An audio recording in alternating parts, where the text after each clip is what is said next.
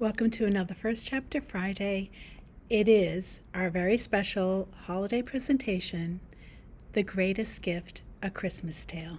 And it is the original story that was the basis of It's a Wonderful Life, the most classic of all besides A Christmas Carol.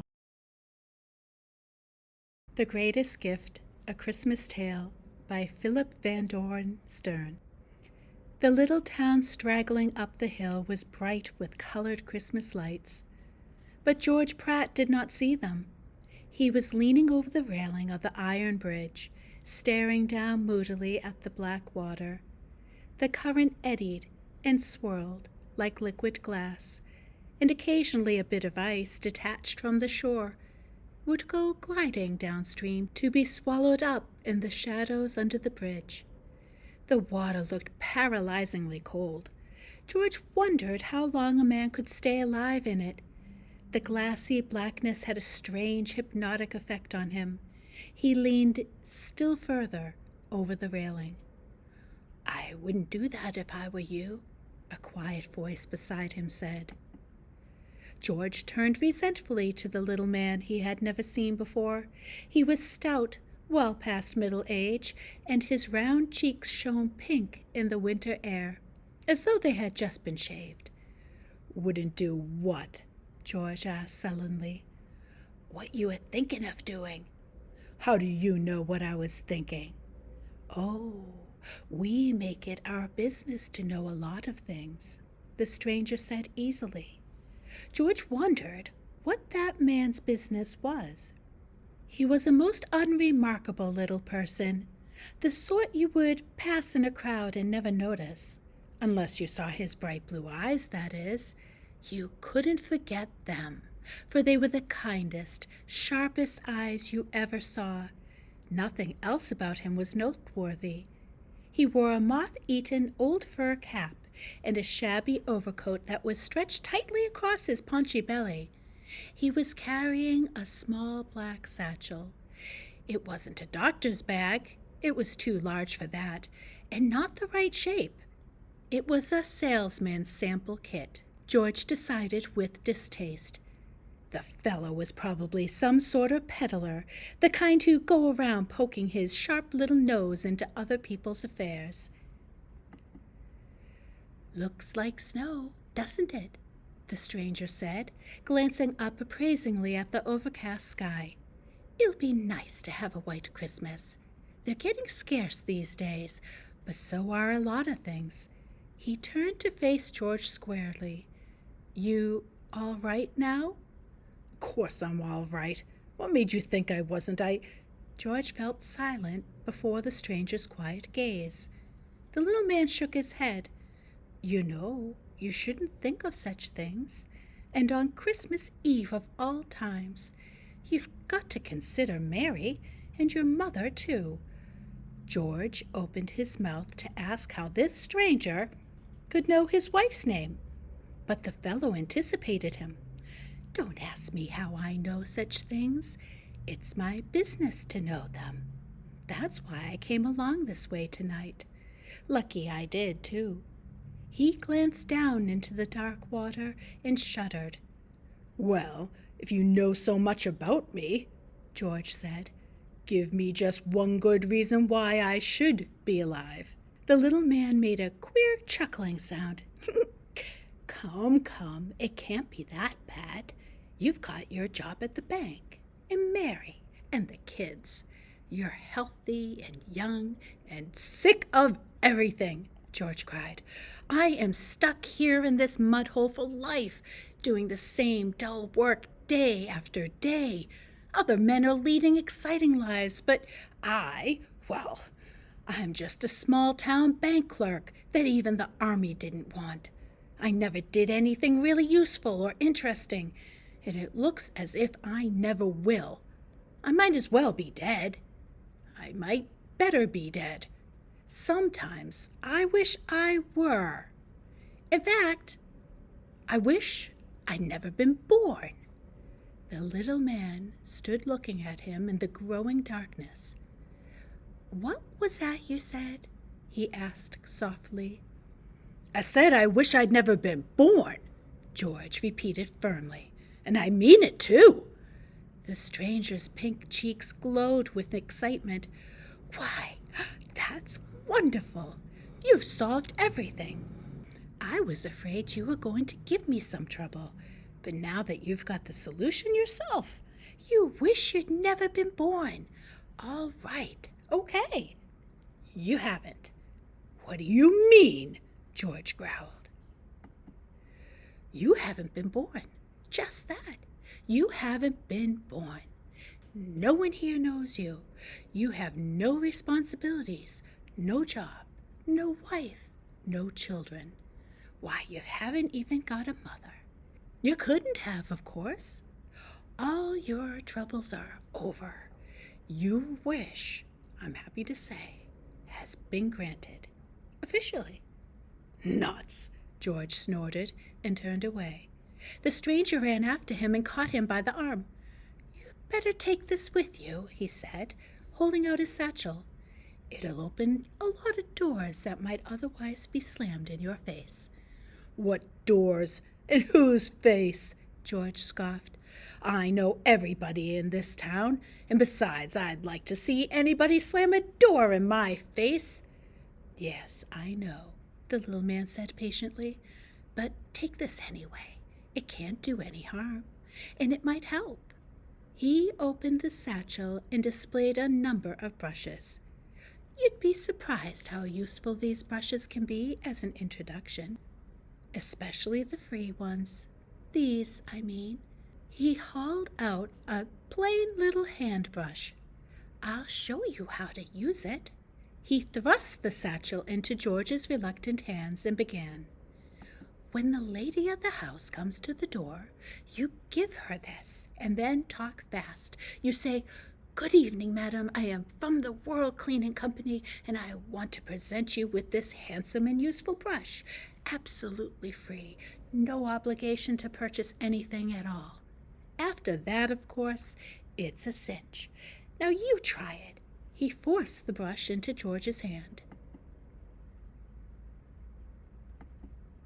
George promptly dropped the brush into the satchel and fumbled with the catch, finally closing it with an angry snap. Here, he said, and then stopped abruptly, for there was no one in sight. The little stranger must have slipped away into the bushes growing along the river bank, George thought. He certainly wasn't going to play hide-and-seek with him. It was nearly dark and getting colder every minute. He shivered and turned up the collar of his coat. The street lights had been turned on, and Christmas candles in the windows glowed softly. The little town looked remarkably cheerful.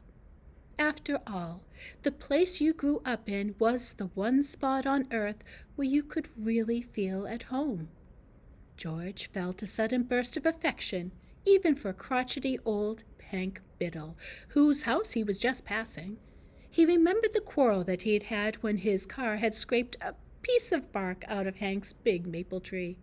George looked up at the vast spread of leafless branches towering over him in the darkness.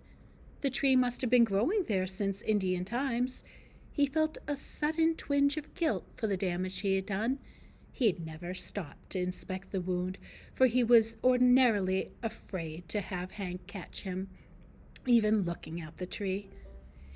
Now he stepped out boldly into the roadway to examine the huge trunk. Hank must have repaired the scar, or painted over it, for there was no sign of it. George struck a match and bent down to look more closely. He straightened up with an odd sinking feeling in his stomach. There wasn't any scar. The bark was smooth and undamaged. He remembered what the little man at the bridge had said. It was all nonsense, of course, but the non-existent scar bothered him. When he reached the bank, he saw that something was wrong. The building was dark, and he knew he had turned the vault light on. He noticed, too, that someone had left the window shades up. He ran around to the front. There was a battered old sign fastened on the door. George could just make out the words, For rent or sale. Apply James Silva, real estate. Perhaps it was some boy's trick, he thought wildly. Then he saw a pile of ancient leaves and tattered newspapers in the bank's ordinarily immaculate doorway, and the windows looked as though they hadn't been washed in years. A light was still burning across the street in Jim Silva's office. George dashed over and tore the door open. Jim looked up from his ledger book in surprise. "What can I do for you, young man?" he said, in the polite voice that he reserved for potential customers. "The bank," George said breathlessly. "What's the matter with it?" "The old bank building." Jim Silva turned around and looked out of the window. "Nothing that I can see. Wouldn't like to rent or buy it, would you?" "You mean it's out of business?" "For a good 10 years. Went bust during the Depression. Strange around these parts here, ain't you?" George sagged against the wall. "I was here some time ago," he said weakly. "The bank was all right then. I even knew some of the people who worked there." "Didn't know a fellow named Marty Jenkins, did you?" "Marty Jenkins, why, he—" George was about to say that Marty had never worked at the bank. Couldn't have, in fact, for when they had both left school, they had applied for a job there and George had gotten it. But now, of course, things were different. He would have to be careful. "No, I didn't know him," he said slowly.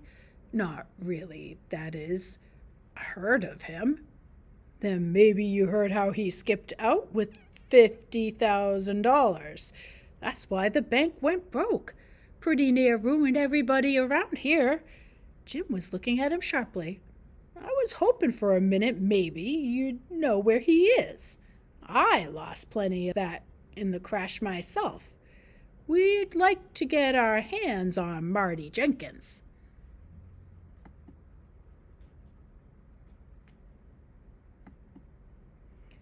"Didn't he have a brother? Seems to me he had a brother named Arthur." "Art? Oh, sure. But he's all right. He don't know where his brother went. Had a terrible effect on him, too. Took to drink, he did. It's too bad. And hard on his wife. He married a nice girl." George felt the sinking feeling in his stomach again. "Who did he marry?" he demanded hoarsely. Both he and Art had courted Mary. "Girl named Mary Thatcher," Silva said cheerfully. "She lives up on the hill just this side of church. Hey, where you going?" But George had bolted out of the office. He ran past the empty bank building and turned up the hill. For a moment he thought of going straight to Mary. The house next to the church had been given them by her father as a wedding present. Naturally, Art Jenkins would have gotten it if he married Mary. George wondered whether they had any children. Then he knew he couldn't face Mary. Not yet, anyway. He decided to visit his parents and find out more about her. There were candles burning in the windows of the little weather-beaten house on the side street, and a Christmas wreath was hanging on the glass panel of the front door. George raised the gate latch with a loud click. A dark shape on the porch jumped up and began to growl. Then it hurtled itself down the steps, barking ferociously. "Brownie!" George shouted. "Brownie, you old fool! Stop that! Don't you know me?" But the dog advanced menacingly and drove him back behind the gate. The porch light snapped on, and George's father stepped outside to call the dog off. The barking subsided to a low, angry growl. His father held the dog by the collar while George cautiously walked past. He could see that his father did not know him. "Is the lady of the house in?" he asked. His father waved to the door. Go on in," he said cordially. "I'll chain this dog up. She can be mean with strangers." His mother, who was waiting in the hallway, obviously did not recognize him. George opened his sample kit and grabbed the first brush that came to his hand. "Good evening, ma'am," he said politely. "I'm from the World Cleaning Company. We're giving out free sample brush. I thought you might like to have one. No obligation at all." And then his voice faltered. His mother smiled at his awkwardness. "I suppose you'll want to sell me something. I'm not really sure I need any brushes." "No, ma'am, I'm not selling anything," he assured her. "The regular salesman will be around in a few days. This is just, well, a Christmas present from the company." "How nice," she said. "How nice," she said. "You people never gave such good brushes away before." "This is a special offer," he said. His father entered the hall and closed the door. "Won't you come in for a while and sit down?" his mother said. "You must be tired of walking so much." "Thank you, ma'am. I don't mind if I do." He entered the little parlor and put his bag down on the floor. The room looked different somehow, although he could not figure out why. "I used to know this town pretty well," he said to make conversation. "Knew some of the townspeople. I remember a girl named Mary Thatcher. She married Art Jenkins, I heard. You must know them." "Of course," his mother said. "We know Mary well." "Any children?" he asked cautiously. "Two, a boy and a girl." George sighed audibly. "My, you must be tired," his mother said. "Perhaps I can get you a cup of tea?" "No, ma'am, don't bother," he said. "I'll be having supper soon." He looked around the little parlor, trying to find out why it looked different. Over the mantelpiece hung a framed photograph which had been taken on his kid brother Harry's 16th birthday. He remembered how they had gone to the Potter's studio to be photographed together. There was something queer about that picture. It took him a full minute to realize what it was. It only showed one figure, Harry's.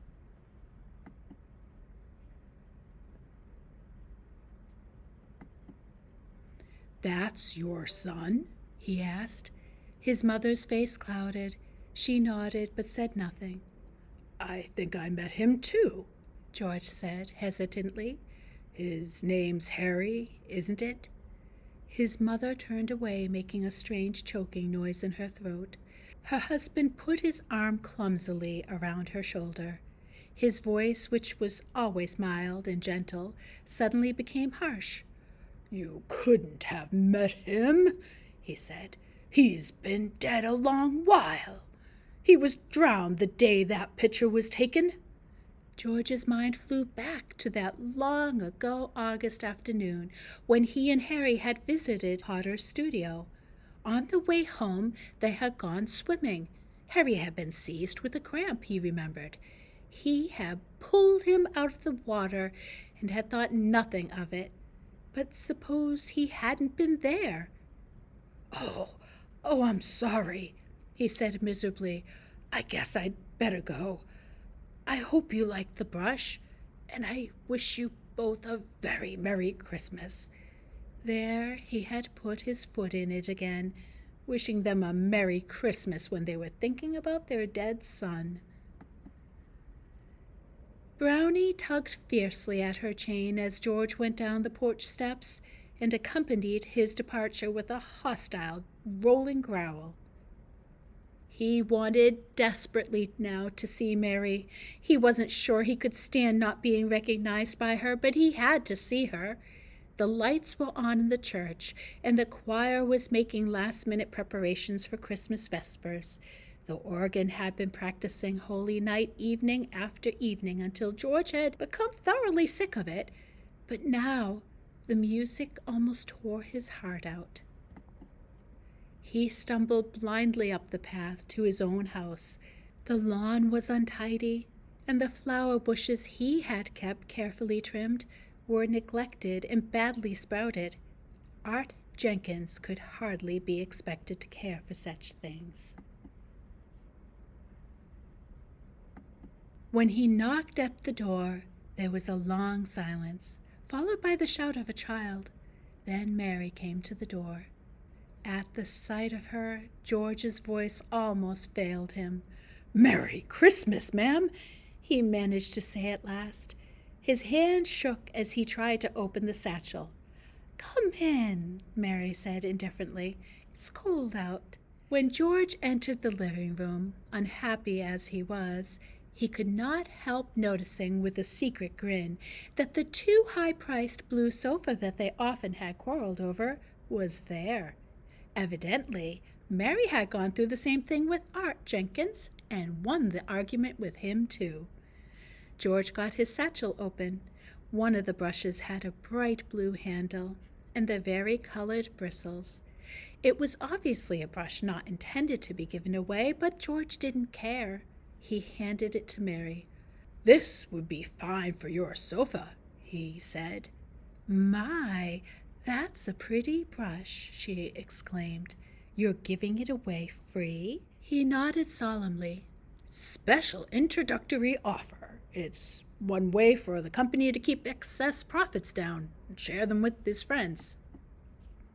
She stroked the sofa gently with the brush, smoothing out the velvety nap. "It's a nice brush. Thank you. There was a sudden scream from the kitchen, and 2 small children rushed in. A little homely-faced girl flung herself into her mother's arms, and sobbing loudly as a boy of 7 came running after her, snapping a toy pistol at her head. "Mommy, she won't die," he yelled. "I shot her 100 times. She won't die." He looks just like Art Jenkins, George thought. Acts like him, too. The boy suddenly turned his attention to him. "Who are you?" he demanded belligerently. He pointed his pistol at George and pulled the trigger. "You're dead," he cried. "You're dead. Why don't you just fall down and die?" There was a heavy step on the porch. The boy looked frightened and backed away. George saw Mary glance apprehensively at the door. In order to find out what happens next, you're going to have to get the rest of this short story and find out what's different from the movie compared to the book. I've really enjoyed it. I hope you do too. I hope you have a very Merry Christmas and a happy holiday season. Take care. Thank you for watching and listening. Bye-bye.